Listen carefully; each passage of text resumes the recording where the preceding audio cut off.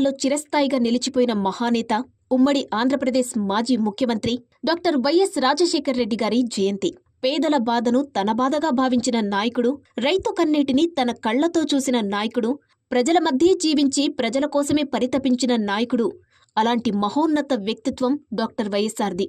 రాజకీయాల్లో ఎంతో మంది నాయకులు వస్తారు, వెళ్తారు. కానీ ప్రజల గుండెల్లో శాశ్వత స్థానం సంపాదించుకునే నాయకులు చాలా అరుదు. వైఎస్ఆర్ అలాంటి అరుదైన నాయకుల్లో ఒకరు. అధికారాన్ని పదవిగా కాకుండా ప్రజాసేవకు ఒక అవకాశంగా భావించారు. అందుకే ఆయన తీసుకున్న ప్రతి నిర్ణయం వెనుక సామాన్య ప్రజల సంక్షేమమే ప్రధాన లక్ష్యంగా కనిపించింది.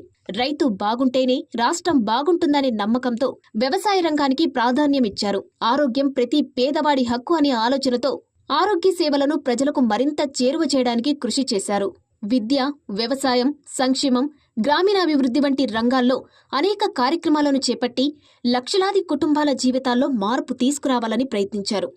అధికారంలో ఉన్నప్పుడు మాత్రమే కాదు, ప్రతిపక్షంలో ఉన్నప్పుడు ప్రజల సమస్యలపై నిరంతరం పోరాడిన నాయకుడు వైఎస్ఆర్.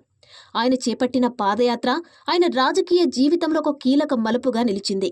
గ్రామాన తిరిగి ప్రజల కష్టాలను తెలుసుకుని వాటికి పరిష్కారం చూపాలనే సంకల్పంతో ముందుకు సాగారు. అదే ప్రజల్లో ఆయనపై అపారమైన విశ్వాసాన్ని పెంచింది. నాయకత్వం అంటే కేవలం పరిపాలన మాత్రమే కాదు, ప్రజల కష్టసుఖాల్లో భాగస్వామి కావడం కూడా అని ఆయన తన జీవితం ద్వారా చాటి చెప్పారు. అందుకే ఆయనను అభిమానించేవారు కేవలం ఒక పార్టీకి మాత్రమే పరిమితం కాలేదు. 2 తెలుగు రాష్ట్రాల్లోనూ ఎంతో మంది ప్రజలు ఆయన సేవలను గుర్తు చేసుకుంటూ గౌరవిస్తూనే ఉన్నారు. కాలం మారింది, రాజకీయాలు మారాయి, తరాలు మారాయి. కానీ వైఎస్ఆర్ పేరు వినగానే ప్రజాసేవ, సంక్షేమం, ధైర్యమైన నాయకత్వం గుర్తుకు వస్తాయి. అదే ఒక నాయకుడిగా ఆయన సంపాదించుకున్న అసలైన గౌరవం.